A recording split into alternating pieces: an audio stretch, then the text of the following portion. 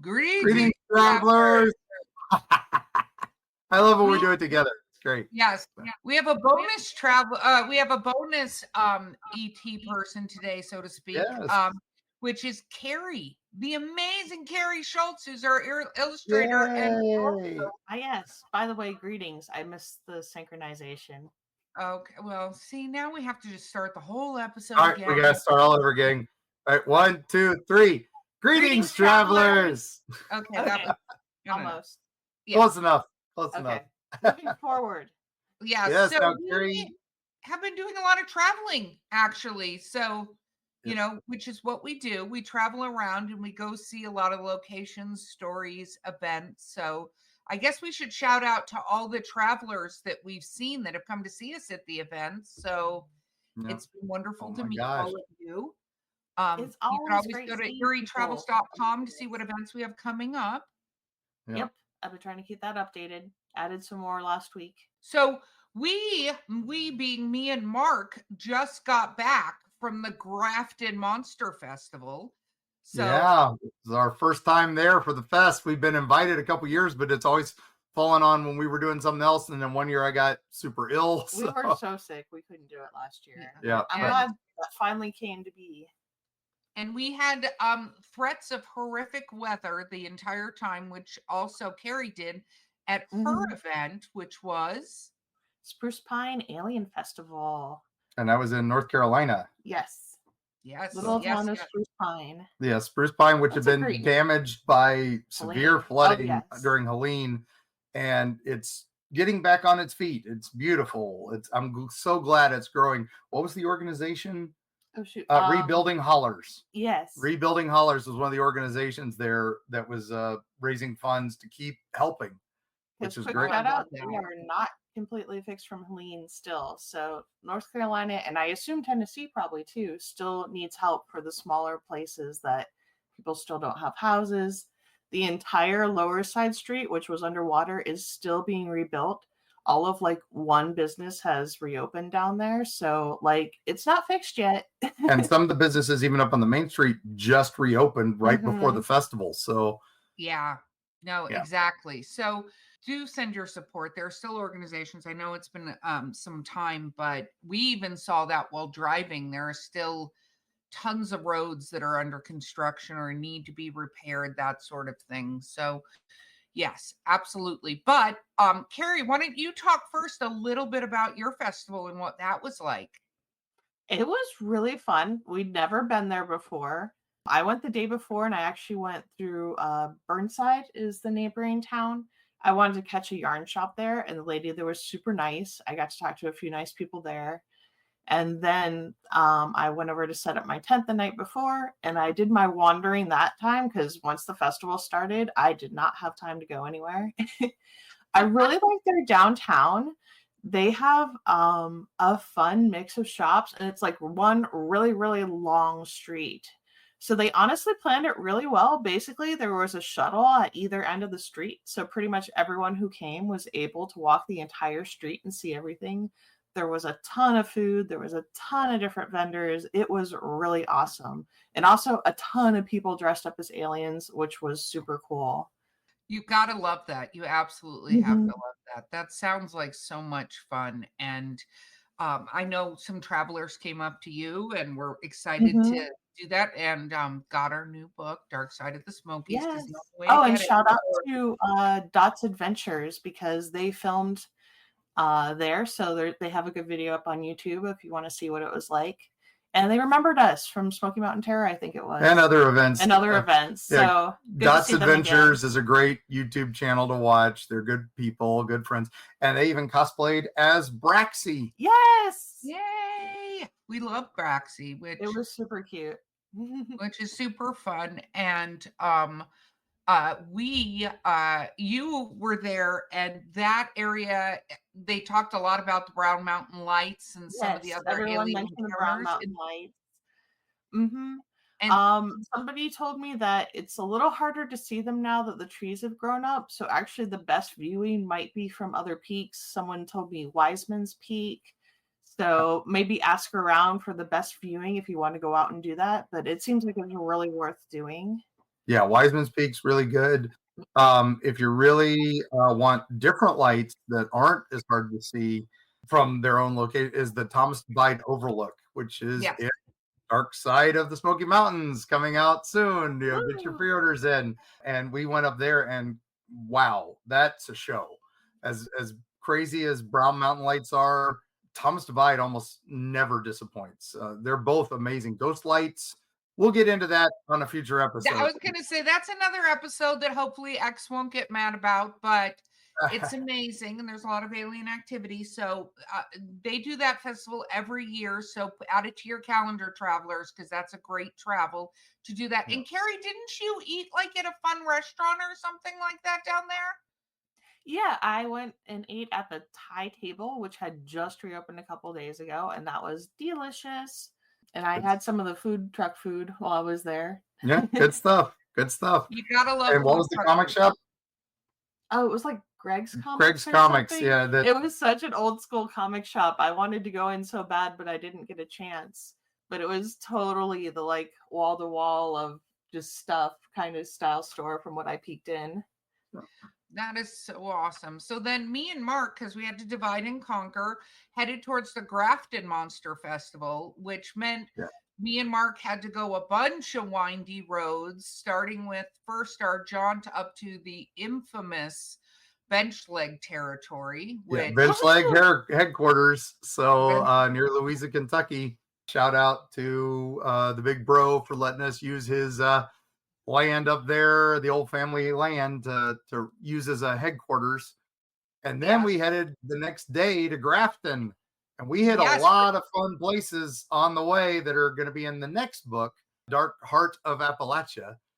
Yes, because I got my first experience going to Flatwoods Museum, which is actually in Sutton, West Virginia, and not in Flatwoods. And it was a little confusing, but I think a lot of it has to do with, Mark told me that the town was, the towns don't always want to accept that there was these weird things that happened. So in Sutton, they have a wonderful Flatwoods Museum, and it has all the original articles, stories from the original witnesses, artwork from them. It's always fun to remember that our lovely friend, the Flatwood Monster, aka Braxy, did not have arms per the original sightings, but they got drawn in. So that's super fun. And Carrie's artwork shows it as it was, not as it later became.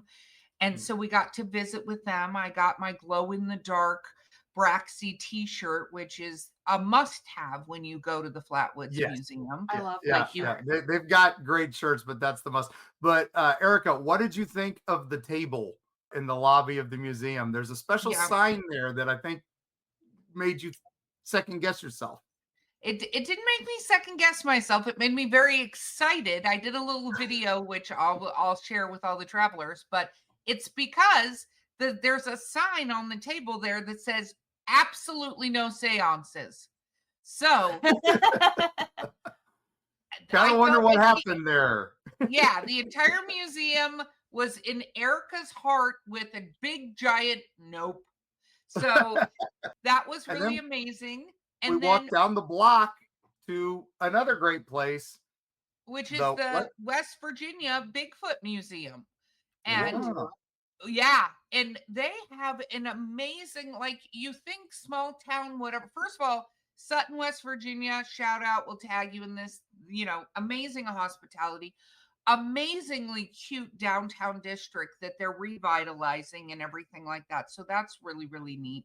And then we walked into the West Virginia Bigfoot Museum, and they have a huge festival every year that probably is bigger than Mothman. And so hopefully, fingers crossed, just because of conflicts, we weren't able to do it this year. But next year, we're hoping to be there to see all of our travelers up there. But I got to go through Bigfoot Museum. They have a ton of the little prints of Bigfoot feet, the casts, and different sizes. It really makes you think a lot about that. And they have an adorable gift store, and super fun. And we got to meet the owner and the person who's running the West Carolina Bigfoot Festival. He was amazing. So super shout West out Virginia there. Bigfoot Festival, West Carolina later. In West Virginia, sorry. And then here's the thing that was very interesting to me. Mark gets me in the car, I'm driving, and he says, hey, there's a couple other spots I want to go see. So he starts giving me directions. And well, first of all, we stopped before we went anywhere to grab some ice cream at the spot, which is near one of the Grafton chairs, which is awesome. And I got to see a few of those, which are the not Grafton, sorry. Oh my gosh, my brain. So many things. Flatwoods monster chairs. And they're the size of the Flatwoods Braxy. And they're all different artists. Mark, do you want to talk a little bit about those? Because we got to see a few of them while we were up there. We went to a few of them because they're scattered all around Braxton County. They are different artists' interpretations of Braxy, but they are all the size of Braxy. So they're all about 10 feet tall, which is the size of the Flatwoods Monster. If you go to the Flatwoods Monster Museum's website, they have a map to all of them and why they are where they are. For the significant parts of the events. It's pretty cool. And if you go to all of them and then go back to the museum and take a picture at all of them, you get one of the free bumper stickers for, have you seen me, Braxy? Yes. And I grabbed some of those when I was in the store as well. But then, so we went there and we went to literally a restaurant called The Spot. And The Spot has, first of all, one of the best blackberry shakes I've ever had. And Mark got a hand-dipped cone because it was that time. But it's right near where the incident happened, because where the incident actually happened is private property. So we're going to stay, do not just go walking over there. But The Spot gets you close enough. And they have amazing sandwiches, just a fun little restaurant. And the Spot is right near where the sighting of the original crash happened. And then they go up the hill to where the incident occurs. But the beautiful thing about the Spot is they also have these amazing sandwiches that they call the saucers, and they look like giant calzones that are UFO shaped. It's really good. Definitely worth your stop. We went by Frametown, where the Frametown incident occurred, the next couple days, and we think that might be related. Everybody's now convinced that that's the Flatwoods Monster out of their case. But we'll do a deep dive on Flatwoods. We already did one. We'll do another one again. Yes. But then I started saying, hey, we got a little time before we have to be at Grafton. Let's go to a couple other places, Erica. And I didn't tell you where we were going. No. So, travelers, you know how I feel about things. So he's going, go right, go left. And I start feeling this heaviness. And I'm like, wait a minute, where are we going?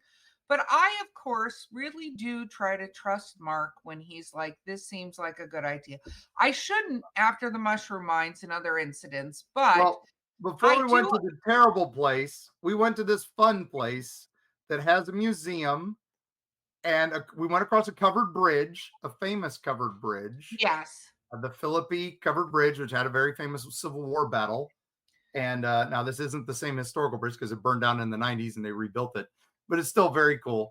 That's weird. Going through a long covered bridge like that, it's not something you do very frequently. So that was weird. And we did get to the old train station. Yeah, the old train station, which is a historical museum, nice little historical museum. We went in, and there's a giant statue, a wax figure of a very prominent person from the town's history. Who was that, Erica? Lurch from the original Addams Family. Yes. The TV show. The original OG TV show, Lurch. Which, you got to love little towns that give homage to something like that. We do have a picture in front of it. But that is not completely the reason Mark wanted to stop there. However, we did see when we were there, which he didn't know was even there, was we saw one of the drums that marked the surrender of the Civil War. So it was played at Appomattox Courthouse. So that is the drum that was there and witnessed the ending of the signing of the treaty of the Civil War. But right down the statue of Ted Cassidy, who lived in Philippi for a hot minute. So the town claims him as their own. They do have a Lurch Fest every year, and they bring the son of Lurch there, who is a spitting image of his dad, and they have the Lurch Festival. I wonder if they do the Lurch, the song that he sang. We were there for one specific thing that I had to introduce Erica to. She's like, "What?" And we're happy because they've been closed a lot, but they were open again. And for $1 donation, you get to see the mummies. So this should start all of you travelers off on what happens kind of next. But so he's like, yeah, no, we'll pay $1. He's like, okay, go there, go here. And then in a back room, there are 2 mummies that were created. Mark has more of this story, but there are 2 actual mummy bodies in these 2 sort of wooden coffins with glass covers on them. And Mark says, hey, you know what? We need to get some pictures of this. And I'm like, no, what we need to do is leave. So, Mark, you want to talk a little bit about the mummies? So I don't want to give too much away because that's going to be in the next book, but go to the Philippine History Museum and see them. But they're not Egyptian mummies. They're not anything. They were bodies from a nearby place. Carrie saw them when we went before. Yeah, they're notable because they have a unique preservation technique. So yeah, and the fact that we don't understand what that technique is, this man bought bodies from a nearby location because they were just, hey, it's a way to buy medical bodies and experiment. And this guy experimented, and he created these, and then they tried to sell them to the Smithsonian. The Smithsonian doesn't want anything to do with them, but they are still sealed, and we kind of have an idea how they work now, but they're there on loan to the museum, and it's worth your trip. But that location that they're from was our next destination. I had to take Erica here. Okay. So I just got the heebie-jeebies even just thinking it for a second.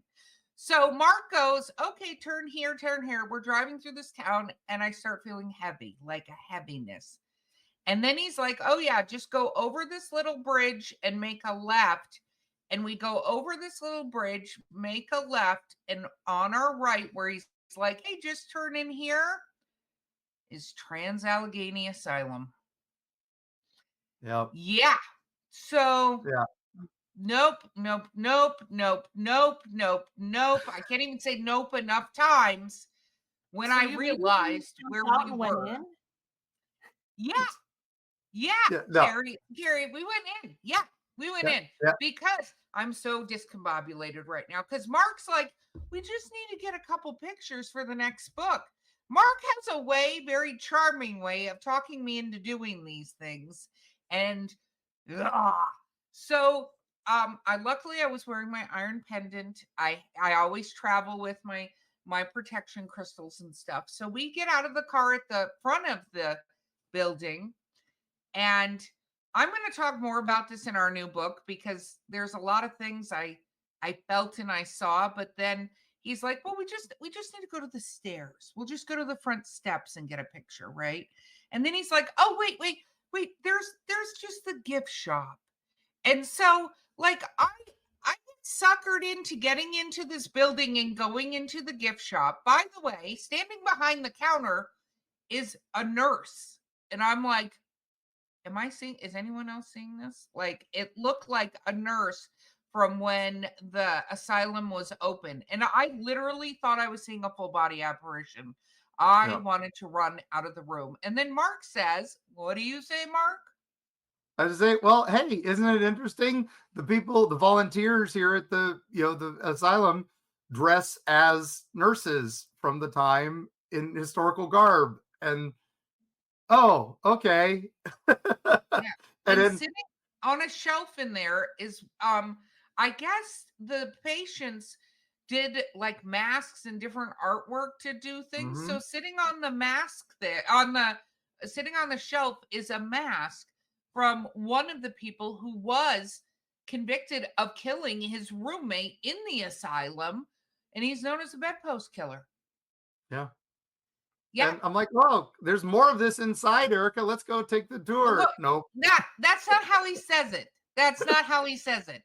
First of all, there is a list in there, and you can purchase this list of all the reasons you could be taken to this asylum. And some of them are terrifying, and some of them you have to go, are you kidding me? Like, there was one that was a woman no longer wants to have sex with her husband. Apparently that's a reason you can be institutionalized back then. Yeah. And there was what was hysteria? Yeah, women's hysteria was different from hysteria, and then masturbation hysteria was different from all of that. And then 30 plus year masturbation hysteria, that's its own category. So if you've done that for more than 30 years, that's its own illness per this chart. There was one, just to give you an idea, married to son, married to cousin. Those were, I don't even have them all in my head. Because it's incredible. Hey, it's an incredible poster that you can get. Yeah, he's like, hey, here's the lobby area. And by the way, this place does a haunt. It does tours. You can absolutely go to it. We heavily recommend it. We'll put it in the show notes. I'm not going $7 for the museum. All the money. It's it's a little more for the paranormal tour. It's a little more for the the walking to the history tour.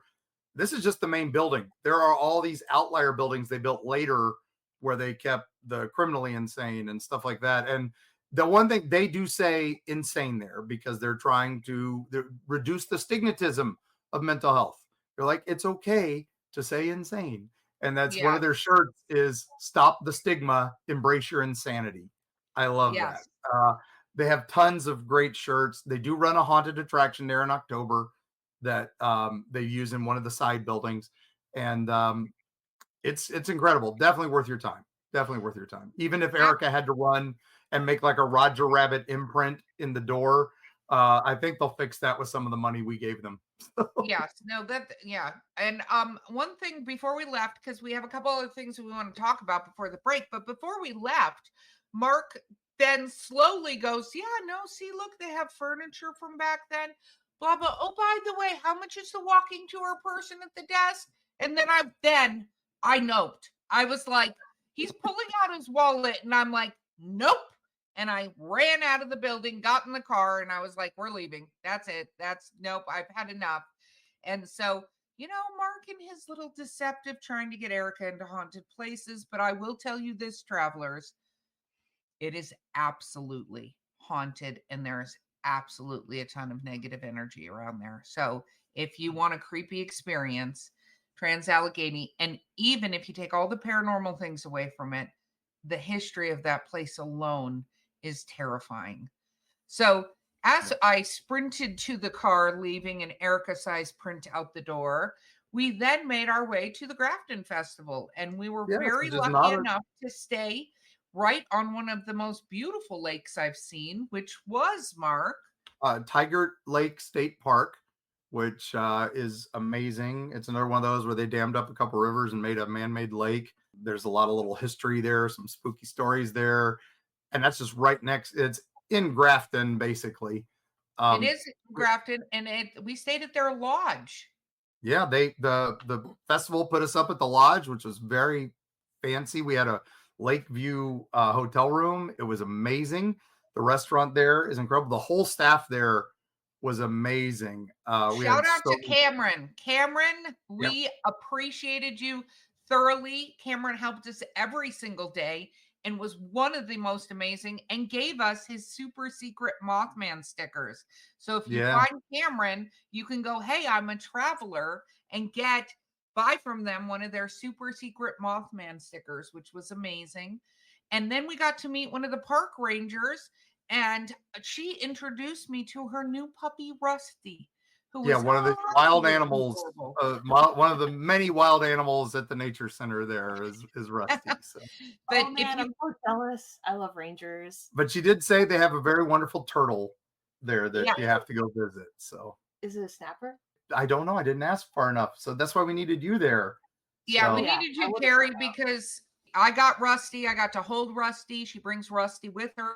But then we got to go to a VIP dinner and then have Grafton Monster Festival the next day, which was nice because the Grafton Monsters showed up for the festival, which is always nice when the monsters show up for the festival. And there was a tremendous amount of people from the Fallout 76 game, which I appreciated too, propping up the Monster Festival. But the Grafton Monster Festival was really fun. We got to see a lot of travelers. We got to sit right next to some of our favorite people. Yeah, we were next to the Mountain Monsters guys. Some of the Ames team was there. Jeff and Trapper were there. And then on next to us was Tony, whose last name is escaping me right now. These guys, I'm sorry, guys. My last name's I'm bad. But Tony, but we'll tag you. Our favorite skeptic was there. That's Kenny Biddle. Yeah, Kenny Biddle. And he'd been brought there by Daniel Reed from the West Virginia Skeptic Society. And hopefully we'll get both of them on the show soon. If you want the skeptical side, but they still teach you how to investigate. They still teach you how to do it because they're trying to make it so that you can't disprove it, the stuff you find. But they will show you how a lot of the stuff you think you've got isn't what you got. So they're amazing. Les O'Dell was there. Les O'Dell, he's one of my research partners for the West Virginia books. He's written books on West Virginia dark tourism and West Virginia legends. Tony next to us, he's written a ton of great books. He has the Gray Barker collection, which we did an episode. I did a little mini episode on Gray Barker. So he has access to all that. So he's one of my go-tos for research. And then we had Arcane Carolinas across from us. They'd come up as far as we did. It was very cool. It was a good crowd to be with. Shout out to Moth Boys who came by and said hi. We're going to do a Tradesy podcast with them shortly. So we'll have them on. Yeah, they were stuck in the art center, which apparently the air conditioner went down, and Grafton was hot, gang. It was muggy and hot. Yeah. But there were a ton of vendors. It is a really fun festival, and they're building it up, and the city's embracing it. So you should check it out next year. I think next year we won't be necessarily back, but we're going to be coming frequently, probably every other year to it, just because so many monster festivals are around the same time. So we have to. Our wonderful producer Bo Lake came and she signed some books ahead of time for everybody. She was pushing. She pushes all the buttons for us, so we love Bo. It was nice that she's there. She's recovering from it, so she couldn't be on this episode. And her amazing husband. So shout out to Mike. Yeah, shout out to Mike. And then we left because it rained like never rained before. I mean, like a Florida rain. And it terrified us. So we bailed. A lot of the speakers had to bail at that point. It was 5 o'clock somewhere. We were pretty close to 5. We'd almost stayed the whole day. And then I think everybody almost did, but it wasn't like a little sprinkle rain. It was like torrential downpour, which had threatened the entire weekend, which we were a little afraid of for both us and where Carrie was. And unfortunately, we learned some not great news, Mark, about that. While we were leaving, the rain did go north and hit Wheeling, West Virginia, and that part, the Ohio border there was massive flooding, and sadly, many people have died. They still don't know the death toll as the time of this recording. It's bad. Goodness. So they had like flash floods and stuff. Yeah, it's pretty sad. And that could have been us. It literally, if it had been just a couple miles south, we would have caught it. We were just getting the sides of it, but we didn't even know. We drove back, and Tigert, we let Bo stay in our place for the night. Tigert was amazing. It was beautiful. We passed deer that did not care that we were in cars, and rabbits and all kinds of animals up there, groundhogs and the usual stuff. But we did have 2 ravens on our way up. We had a raven, many ravens, and on our way back. So we had a good omen to get all the way back. So our ride back was fun and educational, mainly for me. Mark telling me stories the whole way, and you got to drive over the New River Gorge right at sunset. Oh my gosh. Oh my gosh. If you guys have never been to the New River Gorge, we're going to include it, but wow. Wowie kazowie. And then Mark was telling me how people had to drive down and up it before that bridge went in. And no, I have zero interest in doing that activity. Thank you. No. But anyway, so that was research for the new book as well. I was getting Erica to some of these places so she'd have a little more boots on the ground experiences. And then we came home, and Carrie, you had a little bit of rain at the end you said? But very little. We were so lucky it was a beautiful day. Like the weather forecast was like 70% torrential thunderstorm. Same. Nope. Like a few dark clouds blew over and it was really nice. So well, we'll link Dot's Adventures video of that. yeah. And we just had a great time. Thank you all at Grafton for hosting us. Oh my gosh. Yeah, and the hospitality in the house, it just, you guys were amazing. And I think both Eerie Travels teams, even though we had to divide and conquer, had an amazing time. So if we didn't mention you, we're terribly sorry, but thank you so much for everything. And we're going to take a quick break now. And when we come back, we're going to give you guys some listener tales because we have been stocked up. And so we want to share those with you. So we'll be right back.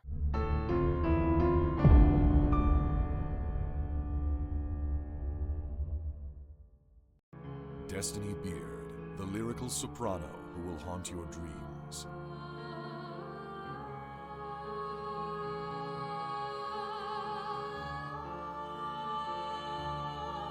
With her alluring melodies and intricate harmonies, this dark siren of wistful song shall capture your soul and lead you into the night. Check out Destiny's new single, The Haunting Is Over, with international musicians Sam Haines and Gary Bennett, as well as her other musical works at destinybeard.com.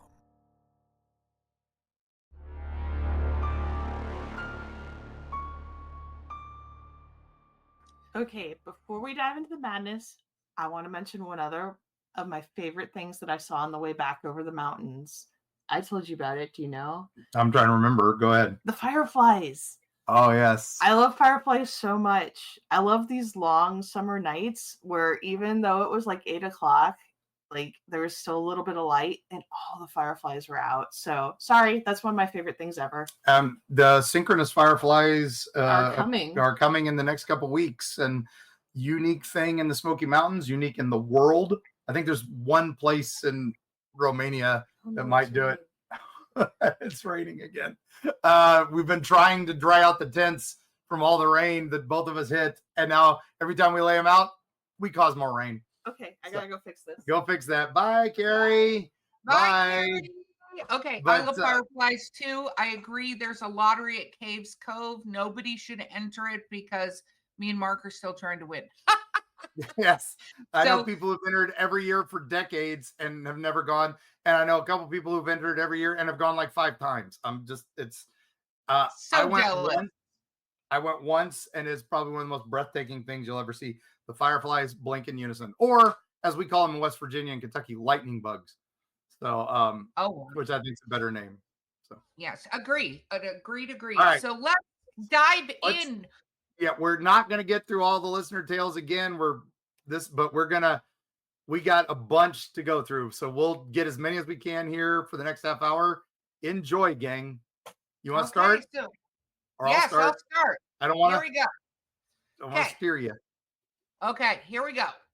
The house I live in was built in the 1800s in Chillicothe, Ohio. Ahead of this, just so we all know, anytime we're reading names, anytime we're reading stuff, we're not geographical experts. We are historical buffs. Historical buffs. See, I can't even pronounce that. We are going to butcher names. We apologize. Yeah. So, and also, I don't do any reading. Sometimes Mark peruses. We all know that, but I don't do any some reading. Of these I need to read out. Yes, yeah. Some of these I need to reach out to. So, yeah. If you hear me say it wrong, I apologize greatly. You can always let me know, and you can let us know if we don't even get it right when we think we've got it right, because we want to learn. But we're not going to know everything. Here we go. Okay. The house I live in was built in the 1800s in Chillicothe, Ohio. Good, because I knew I was going to say it wrong again. There have been lots of experiences by plenty of people in this house. Yep. Okay, I already got goosebumps. Here we go. Things like hearing your name called by a family member, but the family member isn't there, or seeing a family member run up the stairs only to run into her again 1 minute later. She's just coming in the door and nobody was upstairs. The kids, 12 and under, have made claims of something dark pushing them, growling, messing with their electronics, giving them nightmares. yanking a pillow from under their head, etc. Okay, why have you not burned this down? That's all I'm going to say before I continue the story. Okay, we don't know what to make of what the kids are saying. None of the adults have experienced anything dark, but we've had other experiences. I'm starting to wonder if something dark is here and it's only messing with the kids in a negative way because it knows the adults may not believe the kids' stories because the kids very much known for their storytelling or for fibbing. I believe them that something was going on. I just wasn't sure if they were exaggerating. Listen to the children. We've said this a million times. Okay, here we go. Yesterday, my niece, 5 years old, freaked me the fuck out. There's a missing ceiling tile in one of the rooms. My dad's working on a light, so you can see between the first floor and the second floor. It's about a 10-inch tall space. Well, I watched as my niece followed something with her eyes and got an excited look on her face. We have green balloons, she squealed. Okay. Ugh. Okay. I was confused AF. I looked up at the ceiling and noticed the tile missing and asked what she was talking about. She told me she saw a green balloon go theatrical hand movements towards the back of the room and a swishing kind of sound. There was absolutely nothing up there, though, not a thing. We absolutely took action every time the kids told us something happened just because we weren't sure which events were made up and which ones weren't. We still acted on them just in case. The reason we are so skeptical when it comes to the boys is because they have admitted to telling stories. They would tell stories to try to scare each other and would wind up scaring themselves into believing something was there multiple times. Something really could have been there, though. We just don't know. We always took it seriously in case because there's obviously something going on in the house. My niece was so adamant she saw the balloon and now believes we hide them up there. I watched her, quote unquote, see whatever it was. I watched her follow its movements. She focused on something else entirely until whatever caught her eye. She hadn't talked about balloons at all while she was here. There have been no more parties here for a long while. What did my niece see? In my mind, I'm thinking a balloon resembles a head. So there's got to be something strange between the floors, or aliens or access decided to spy on us. See you on the other side, Stephanie. Oh man. Tend to see stuff. I mean, we talk about that all the time because they're not that they can't fib and stuff, but they're dispositioned to think. Words are failing us today, Mark. That these things are real. So who knows? But it sounds like you got a little something not fun up there. And guess what? We've all seen it. Don't follow balloons. I don't care what color they are. It's a terrible plan. But green means go, Erica. Green means go. No, green means it means go out of that house and burn it to the ground. But Stephanie, you might want to get a team in there. If you want, let us know. We can help connect you with that. But I mean, it's worth investigating at the very least. It's worth investigating. It sounds like some unusual activity alone that's been there for a while. There might be some history to it. There might be some other things. It could just be something simple. It could be, imagination or something, but I think you got, definitely worth an investigation. Let's just leave it at that. So agreed. But thank you, Stephanie. Yes. Thank you so much. All right. So, hey guys. So to make a long story short, a lot of weird occurrences has happened on my friends' properties. We hear each other's names being called when the voice of said person is not home. Hey, that sounds very familiar. Things scratched on the outside doors, opened the doorknob. We smell sulfur, seen weird shadows, and more. I could go on forever.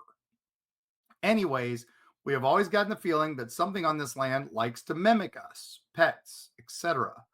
Last night at around 1 a.m., we heard a bird chirping.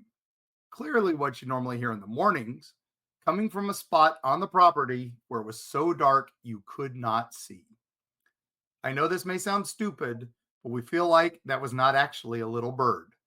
Does that sound at all familiar to you? Is it a mimic?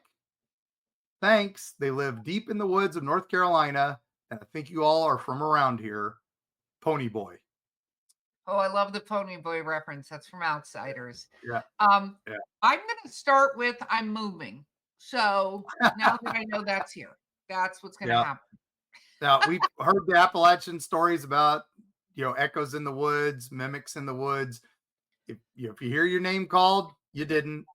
Yeah, no, I was going to say go this home. sounds a lot like what we hear are the hide behinds and things like that. So our advice is always pretend like you're not listening to it. Don't respond to it. Don't go in the direction of it, because maybe it's playful, but sometimes they're not and are just trying to lure you to where they are. So it sounds like you definitely have something fun living on the property. Again, if you'd like, we have a ton of teams here in North Carolina that would love to investigate it. Up to you, your discretion, but Pony Boy loved the reference. And there are some birds that do chirp at night, just not a lot of them. So yes, that's true. And they watch, don't usually sound like the morning birds. Yeah. And watch My Cousin Vinny for the night they stay in the cabin, and it's the first time they ever hear a screech owl. So great reaction. Great reaction. Yeah. So, all right. Okay. Go on, Erica. I think you're gonna like this next title. I like the start of this. Yes. Greeting travelers from Poland. Greetings. Yes. For many years, I still don't know if it was my childhood imagination. I used to tell friends that I saw, quote unquote, something in my house. Usually I'd say it might have been a ghost, but honestly, I have no idea. I can't say exactly how old I was, but I was definitely still in primary school. And I think that's elementary here in the United States, to do the analogy. Okay. It happened in winter, Poland, 2009, most likely, probably a few days after Christmas Eve, because I was playing with a Lego set I got as a gift. As you should. I love Legos. Absolutely. Yeah. It was already dark outside. The lights were on in my room, and I was playing on the carpet across from the door that opened into a lit hallway. From that angle, looking out the door, I could see a wall and the banister around the space above the stairs. I was really focused on playing. My eyes were down, but for some reason, maybe because I noticed movement out of the corner eye, I looked and glanced towards the door. That's when I saw it. From the left side of the door frame, a figure. Okay. Ooh, got the heebie-jeebies. I don't love that. Okay, I feel like you were reading in advance of me reading this and knew that was going to happen. I don't know how Mark does it, but I feel like he sets me up every time. I'm a fast reader, but yeah. Yeah. From the left side of the door frame, a figure slowly started to emerge. It must have been over a meter tall, which is 6 feet, 9 feet. 3.5. 3.5 feet. Sorry, no taller than 1.5 meters. It was a strange color, so not so much figure itself, but the aura surrounding it. It was a mix between purple and celadon, which is blue, greenish, like sea green. I think sea blue. Yeah, we could be completely wrong there, Travis. I may be wrong. Look these things up. I'm a straight man. I don't know colors. Yeah, it was floating in the air, maybe 0.5 meters off the ground, to say exactly. I was just a kid sitting on the floor, so I had to look up slightly. It had a bent legs and a bit of a hunch, and the position slowly drifted to the right through the air. I don't remember what it was wearing exactly, but I know it had clothes, purple for sheer, pants, and black leather shoes. It looked like a formal outfit. It appeared to be male. I remember it had a fairly large head, so big it looked disproportionate to the rest of its body, with a black mop of hair and big ears. The face features were hard to tell. I saw it from profile. Definitely very prominent cheekbones and a big nose. I froze for about 3 seconds. I couldn't move. I was in shock. Then a wave of chills hit me and fear took over. For the record, traveler who sent this, I'm experiencing all those things that you're saying right now myself. So, okay. Wave of chills. Okay, immediately look back at the Lego bricks and started pretending to play. In my head, I'm thinking, just pretend you're playing. Maybe it won't notice you. Pretend you didn't see it. But after a few seconds, I couldn't process what I had seen or whether I had seen something or if it was just my imagination. I might have believed it was all in my head to this day, if not for what happened next. Curiosity won out, which would never happen to me, by the way. Curiosity won out. I looked up again without lifting my head too much because I was afraid it still might be there. And then I saw it from the right side of the door frame. Part of the figure was still visible. After a short moment, it moved completely out of view.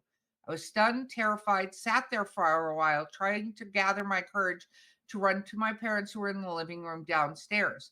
When I finally managed to do it, I ran out of the room looking to the right out of fear. It was still there, bolted down the stairs, and sat on the couch next to my parents. I didn't say a word from them. I just took comfort in the feeling of safety, and I was scared they wouldn't have taken me seriously.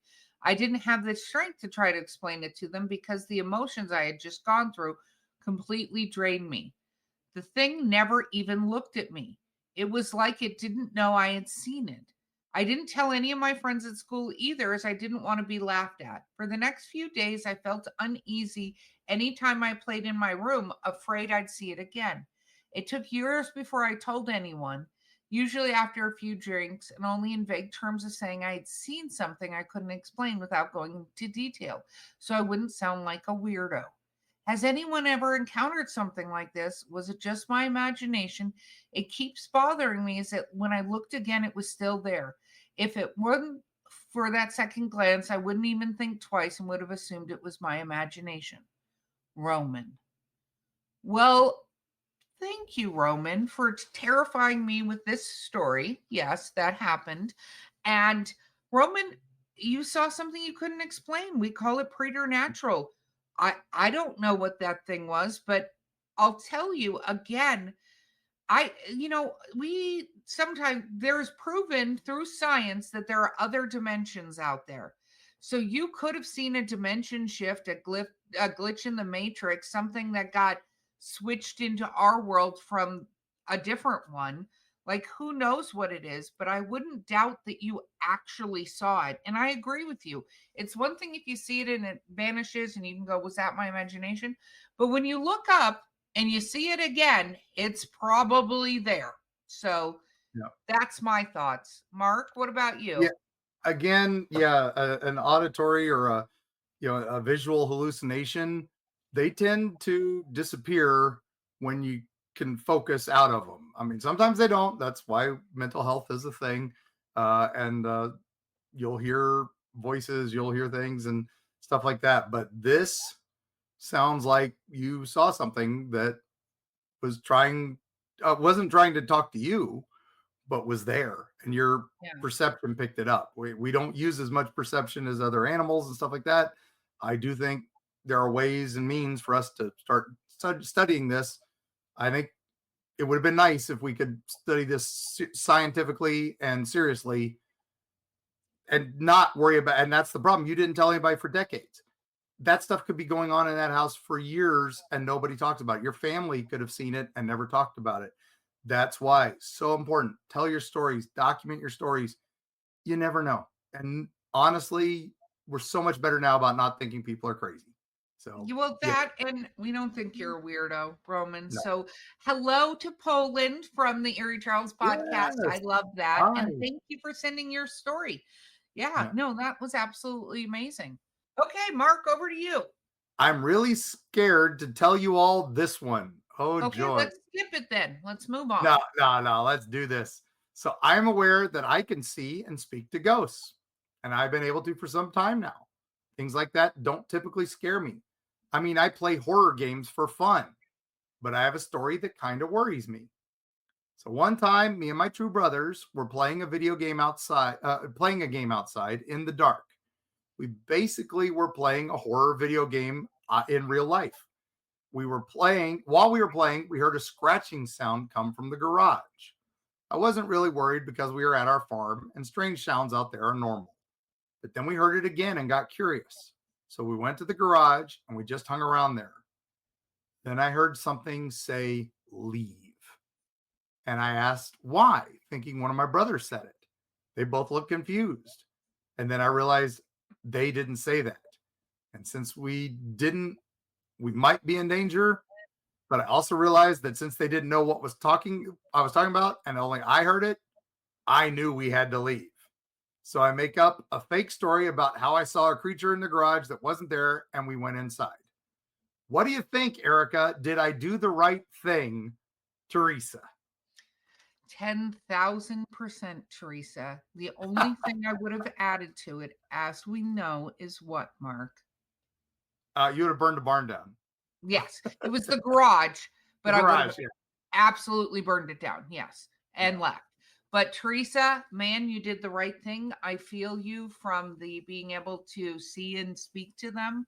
I totally get it. But you know what? Here's the thing. Sometimes listen. You don't have to put your foot down and be like, no, this is our space, blah, blah, blah. If someone tells you to leave, leave. Like, you did absolutely the right thing, Teresa. I am proud of you. Yes. I think some sense of self-preservation chased you out of there, and that's great. So you actually heard your self-preservation tell you. So good for you. So yes. Oh, all right, this is Erica. a fun one. Okay. Oh, thank you so much for that, Teresa. Oh my gosh, Erica, this is from that email. Wow, here we go. Regarding the quote-unquote Eerie Travels broadcasts from Agency Liaison X. Okay. What? To the producers and hosts of Eerie Travels. Well, Bo, you just got wrapped into that bad boy. Yeah, you're in now. This correspondence is to acknowledge receipt and review of your recent broadcasts. We observe the content you are disseminating aligns with established operational parameters. Okay, I just got the heebie-jeebies. Okay, tingles through my whole body. I don't love this. Okay, we have observed your content you are disseminating aligns with established operational parameters.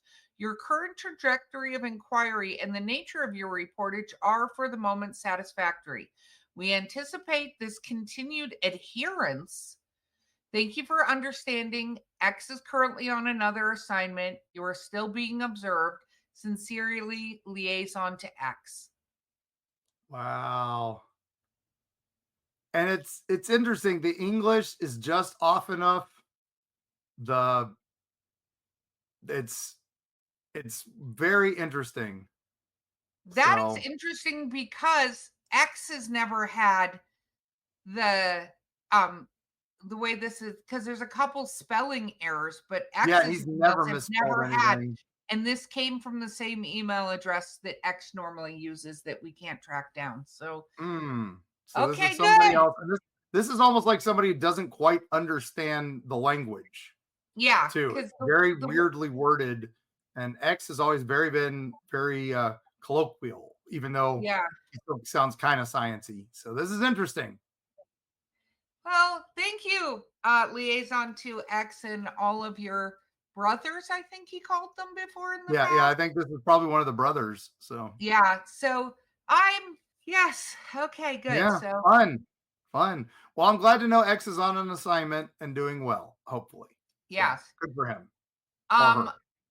Yeah. So I think let's both do one more. How does that sound, Mark? That sounds good. Wow, that's fun. We haven't heard from them in a while, so that was nice. It's good, and nice. I hope his assignment goes well because Okay, so my turn. I, a 29-year-old male, always kept this to myself.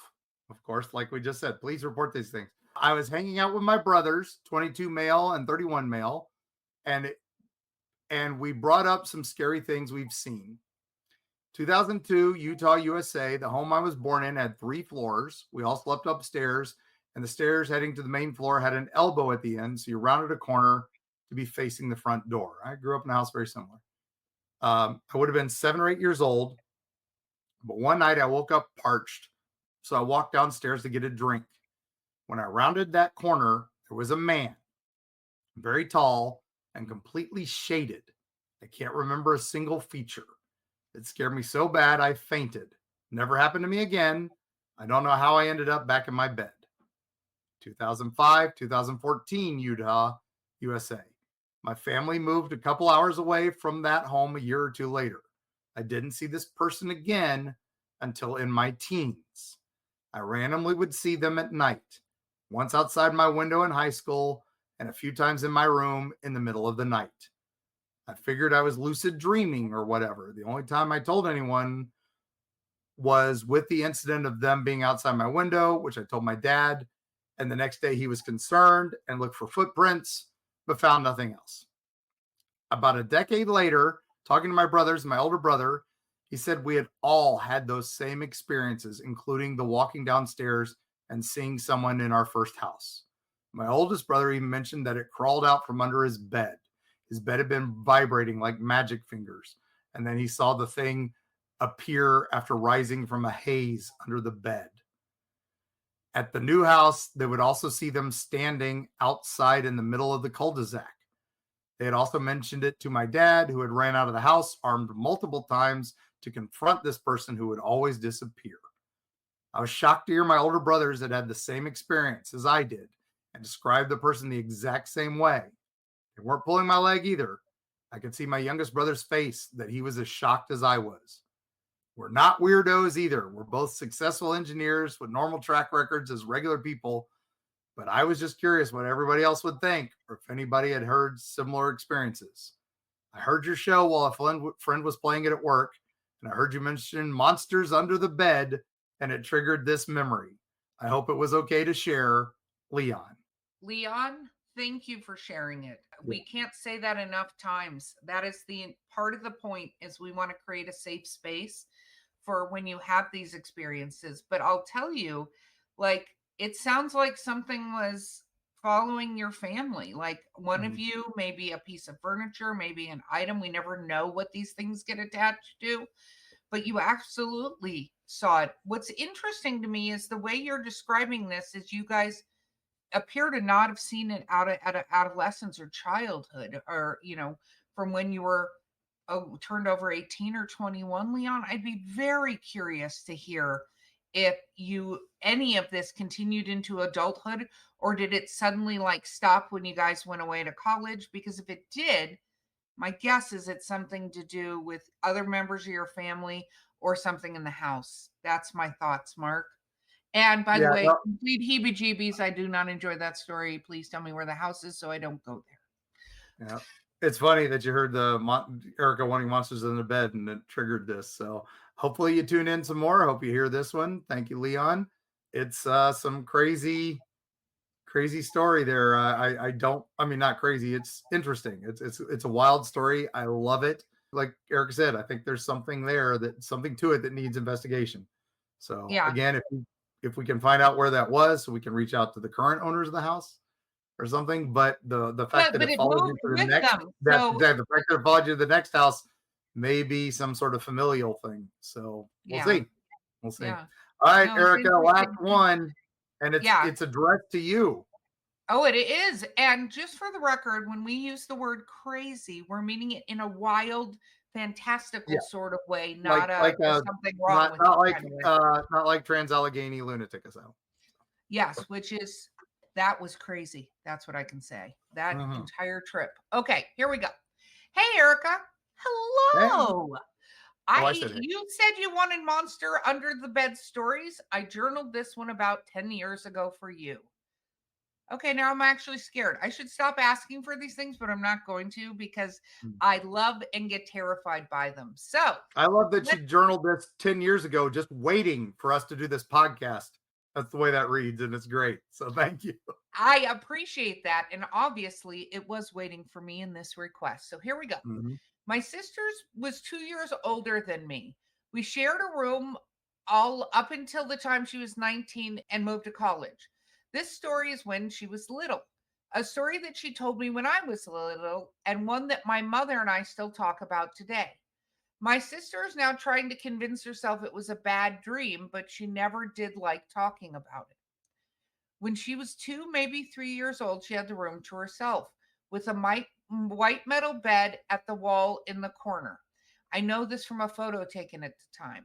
They had only lived in the house for 2 months when she started crying out in the middle of the night. My parents would rush to calm her down. She would speak about how there was a monster under her bed.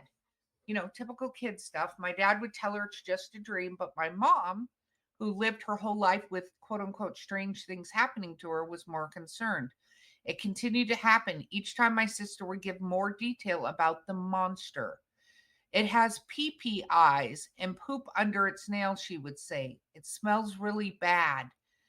So I'm assuming Pee-Pee would be yellow eyes, and then dirt under its nails or something that smelled bad. My mother kept hoping it was a childish nightmare and would pass, but when my sister started calling it by name, my mother became worried. Her name is Dayashi. Am I saying that correctly? Daishi. Dayashi. Mother also owned a black cat, and every time my sister would scream, my mother would open the door and it would run the cat straight under the bed. My mother recalls hearing the cat dash around under the bed like it was chasing something. Dayashi hates black cats, my sister told her. The cat would even stand guard while my sister slept. I've read that black cats ward off evil spirits and demons. Well, that is ironically why they became so hunted and the Black Plague happened, but that is a whole other witchcraft episode. Okay, I love that the cat was the guardian. Okay, from what my sister would tell me, in the night, Dashi would talk to her. It would keep my sister up all night just talking, always trying to get my sister under the bed. She said it had a harsh, low voice, and my sister would know when she was there by the smell. It would look over the side of her bed and see an arm gesturing for her to come. No. Okay.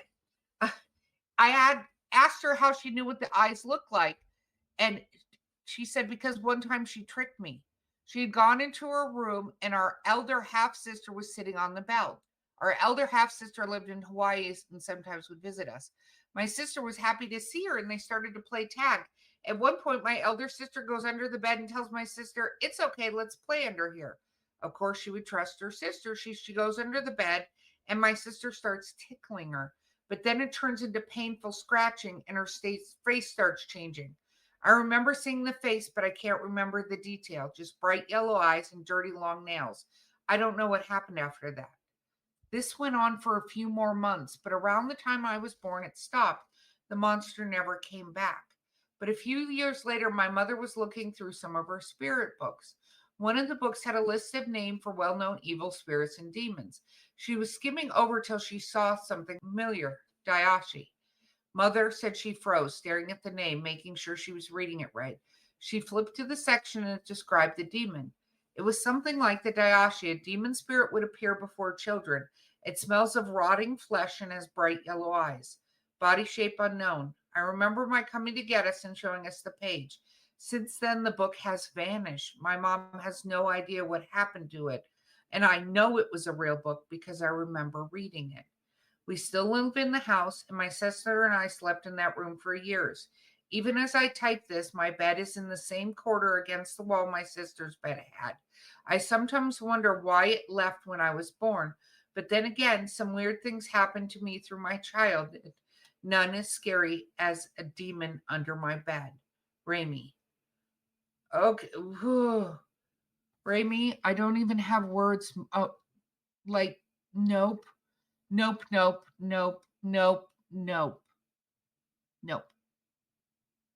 Mark, what are your thoughts, my friend?